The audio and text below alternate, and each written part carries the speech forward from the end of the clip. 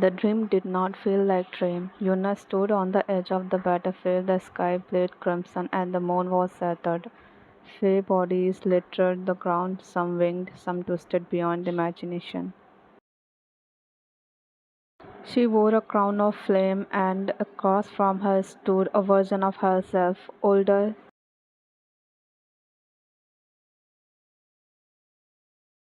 She raised a hand and the earth cracked, magic, furious and alive, tore through the realm all like a storm. Behind her, a man screamed her name, not in anger, in grief. Jungkook. Yuna gasped awake, her chest heaving. Her sheet was soaked in sweat, her hand glowing faintly with starlight and heat. Her skin burned not in pain but like it had caught fire from inside. The mirror had done something to her. Something had awakened. Before she could rise, the wall around her began to groan, literally groan, as if the room itself was reacting to her energy. Glass shattered, book flew from the slaves. The sky beyond her window cracked with dark lightning. She clutched her chest. No, no.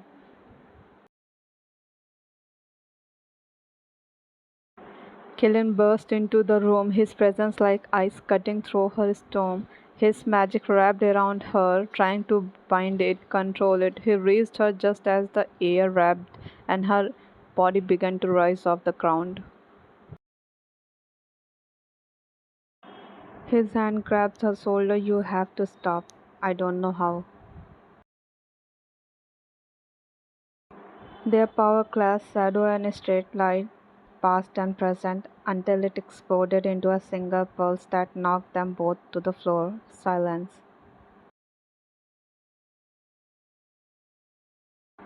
Smoke curled from her fingertips. Yuna's breath came in ragged gasps, and Callan just looked at her, like she was no longer a girl, like she was a weapon or a miracle. You remember her, don't you? She asked, her voice trembling. Serena. He didn't speak, so she whispered, was I her? Am I her now?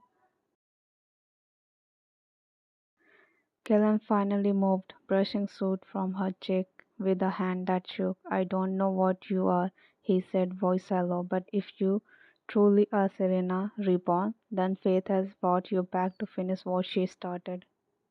Yuna swallowed hard, which is what? He looked at her, eyes shining silver and full of sorrow, to destroy the god.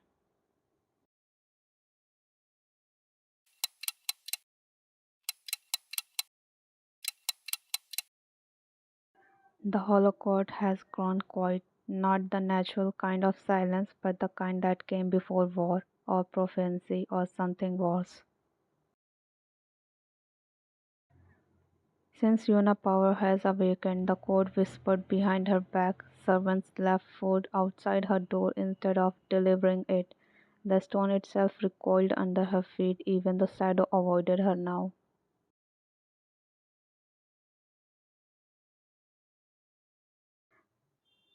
But not Callan. He came from her at dawn. If dawn exists in the cursed sky dressed in a black arm, laced with starlight, a sword at his side, and shadow clinging to him like a second skin. We start today, he said. Yuna raised a brow. Start what? Learning how to set things on fire with my feeling. His mouth twisted. Not a quiet, a smile close. The training ground was carved into a crater of obsidian, surrounded by a jagged peak and bound with the runs to contain white magic. No god, no other fae, just him and her. I'm not teaching you to control your power, Kellen said, tossing her a blade. I'm teaching you what it costs to use it.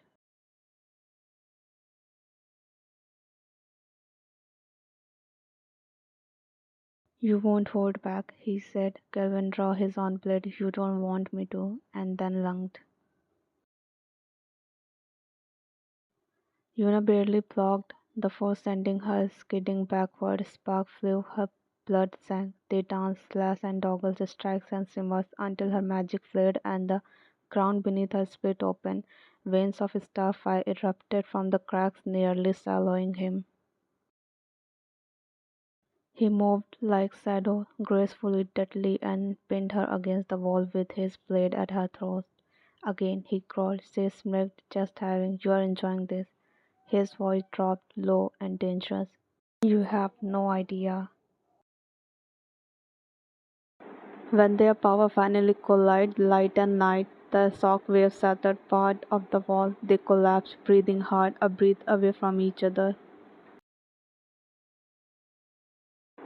I saw the god in my dream, Yuna whispered. They are afraid.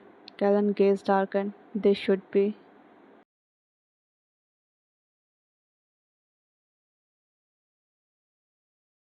A raven made of a sun god flame landed on the hollow cord throne. It carried a scroll.